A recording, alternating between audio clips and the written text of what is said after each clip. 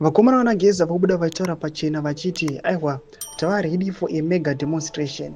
Mukaona panotaurwa zvekunzi a mega, aiwa zvonyatsoratidza kuti chinhu ichi chiri very intense. Sanapera mashoko atiri kuona vakomana vanobuda vachiuya vachipa mawarnings vakomana the regime tichiona pamwe chete naAdvocate Nelson Chamisa vachikomenda pazviitiko izvi.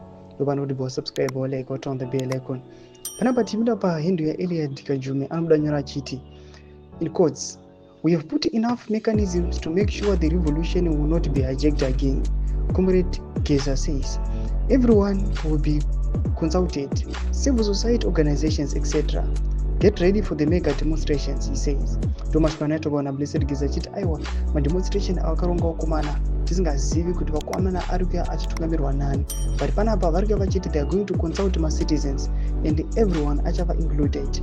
Vachiuya vachiti tauya as the voice of Zimbabwe.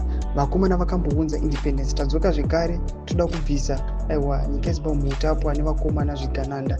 Panapa toona kuti Advocate Nelson Chamisa anopindirawo uye achikomenda nyora achiti a new Zimbabwe isa flag yeZimbabwe. Yatiri kuona panguva ino vatiri kuona kuti aiwa munhu angotrastiwa. Panapa tichiona vakomana vese vari mu the regime vachiuya vachifaiwa panapa nemawo veterans pachavo achitofavor the opposition panguva ino.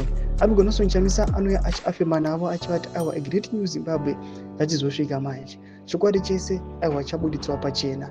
Ngodudzai mafungiro enyu muri kudii pamusoro pechiitiko ichi. Mabvina comment section medu mafungiro enyu. So subscribe or like and turn on the bell icon.